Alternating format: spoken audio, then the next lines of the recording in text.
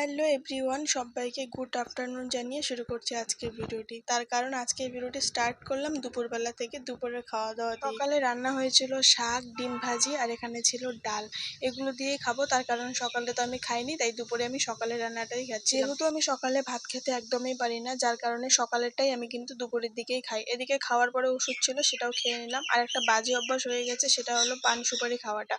মানে খাওয়ার পরে না আমার সেই ইচ্ছে করে যে সুপারি খাই একটু। তো যাই হোক, এদিকে তোমাদের সঙ্গে দেখা হলো একেবারে দুপুরের দিকে স্নান করে এসে। Hello everyone, welcome to our daily blog. তোমরা সবাই কেমন আছো? আশা করছি সবাই খুব ভালো আছো। তোমাদের সকলে ভালোবাসা, আমিও কিন্তু খুব ভালো আছি। তোমাদের সকলকে নিয়ে শুরু করলাম আজকে নতুন আরও একটি ডেলি ব্লগ। আশা করছি আজকে ব্লগটিও তোমাদের ভালো লাগবে। ভালো লাগলে অবশ্যই লাইক, কমেন্ট, শেয়ার করে চ্যানেলটি সাবস্ক্রাইব করে আমার সাথে থাকবে। আর যারা যারা এখনও আমার চ্যানেলটি সাবস্ক্রাইব করোনি, তোমরা প্লিজ চ্যানেলটি সাবস্ক্রাইব করে আমার সাথে থাকো। আশা করছি আমার ভিডিওগুলি ভালো লাগবে। তো চলো আজকে ভিডিওটা কন্টিনিউ দেখতে থাকো, আশা করছি ভালো লাগবে। তো এখন বেজে গেছে কিন্তু দুপুর 1:30, আর আমি মাত্র স্নান করে এসেছি। আর আজকে ব্লগটা একদম অন্যরকম সময় শুরু করলাম, একদম দুপুরবেলা থেকে, মানে দুপুরবেলা খাওয়া দাওয়া দিয়ে শুরু করলাম। যেহেতু আমি সকালে ভাত খাই না, তো সকালের খাবারটাই আমি মোটামুটি দুপুরের দিকে খেয়ে ফেলি, 12টা কি 12:30টার দিকে খেয়ে ফেলি। তো আজকেও কিন্তু সেই টাইমে খেয়েছিলাম। তো তখন থেকে ব্লগটা স্টার্ট করেছি। আর আজকের ওয়েদারটা খুবই খারাপ, মানে বৃষ্টি হবে হবে ভাব, কিন্তু হচ্ছে না।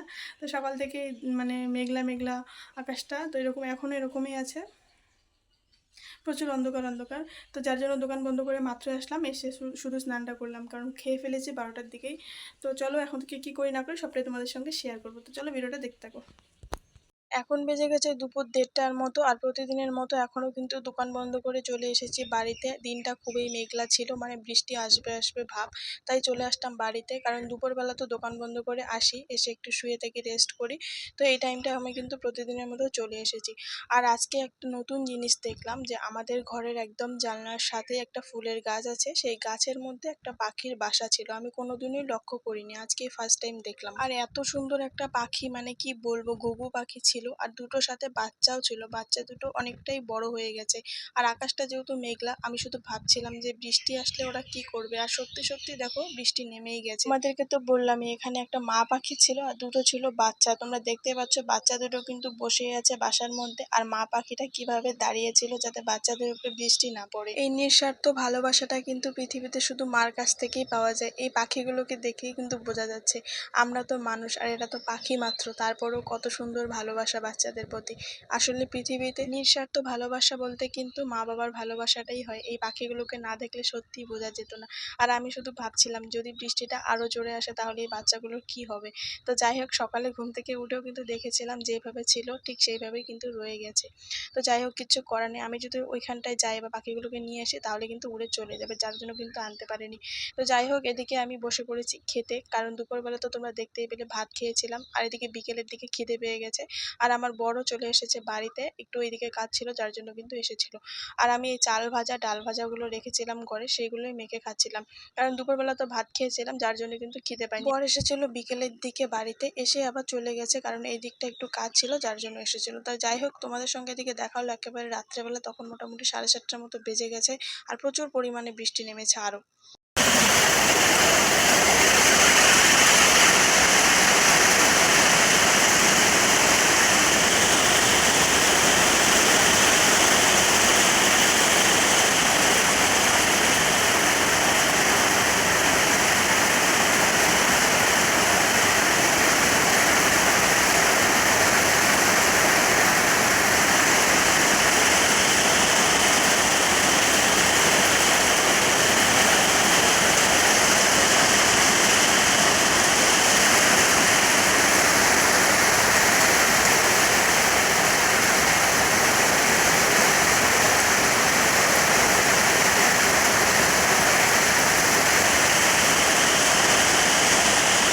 তোমরা তো দেখতেই পেলে যে বাইরে কি পরিমাণ বৃষ্টি হচ্ছে, মানে কি আর বলবো। তাই ভাবলাম ঘরে বসে বসে নখগুলো ভালো করে পরিষ্কার করে নেল পলিশ পরি। কারণ অনেক দিন থেকে না পায়ে নেল পলিশ পরাই হয় না, হাতে শুধু পরি, তাও অনেক দিন পর পরই। মানে একদমই টাইম হয় না নেল পলিশ পরার মতো। তাই ভাবলাম বৃষ্টির দিন ঘরে যেহেতু বসেই আছি, তাই পায়ের নখগুলোর মধ্যে সুন্দর করে নেল পলিশ পরি।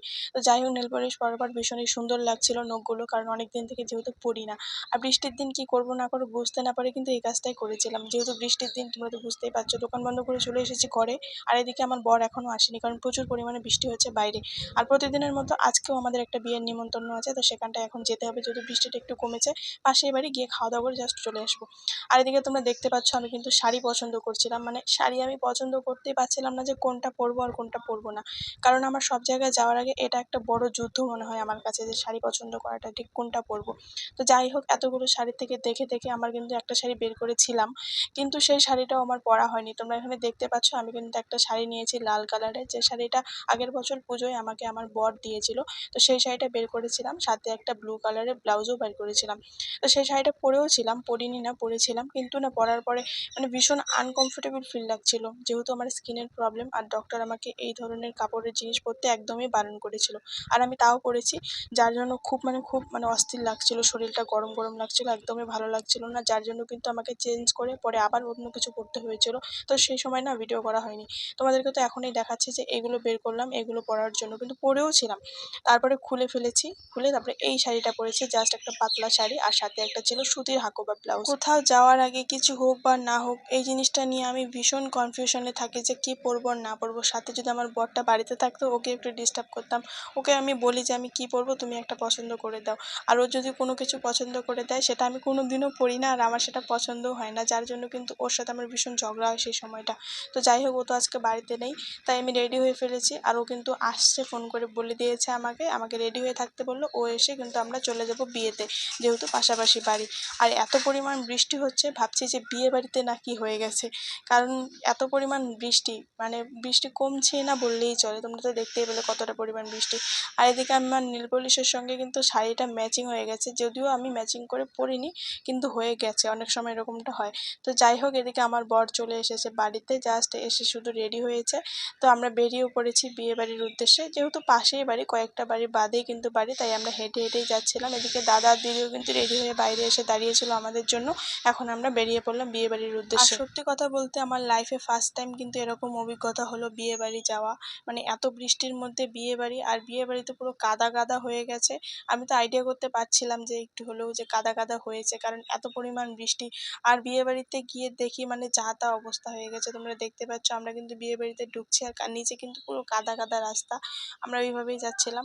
আর গিয়ে দেখি খাওয়ার প্যান্ডেলে এক গাদা জল জমে আছে, মানে কি বলবো, মানুষ কত আশা করে বিয়ে করে বা বিয়ের প্যান্ডেল করে, কত কিছু করে, আর সবটা যখন এভাবে নষ্ট হয়ে যায় তখন ঠিক কেমনটা লাগে, তাদের মনের অবস্থাটা ঠিক কিরকম থাকে। তোমরা এখানে দেখতে পাচ্ছ আমরা যেতে যে প্যান্ডেলটা বাঁদিকে, সেটাই কিন্তু খাবারের প্যান্ডেল ছিল, আর প্রচুর পরিমাণে জল জমে গিয়েছিল, যার জন্য মানে ঘরে খেতে দিয়েছিল। তোমরা দেখতেই পাচ্ছ ওদের বাড়িতে আর কি দুটো ফাঁকা রুম ছিল, ঘরগুলো এখনো কমপ্লিট হয়নি, তো সেইখানেই কিন্তু খেতে দিয়েছিল। মানে এরকম ব্যবস্থা করা হয়নি, ব্যবস্থা করা হয়েছিল, খাওয়ার প্যান্ডেলও করা হয়েছিল, কিন্তু সেটা নষ্ট হয়ে গেছে বৃষ্টিতে। তো কি আর করার আছে, যা হওয়ার তা তো হয়ে গেছে, কারণ এটা তো আর কারো হাতে থাকে না আটকানোর মতো। তো যাই হোক, ভিডিওটি এখানে শেষ করছি। কেমন লাগলো অবশ্যই কমেন্ট করে জানাবে। দেখা হচ্ছে নেক্সট কোনো ভিডিওতে। সবাইকে টাটা।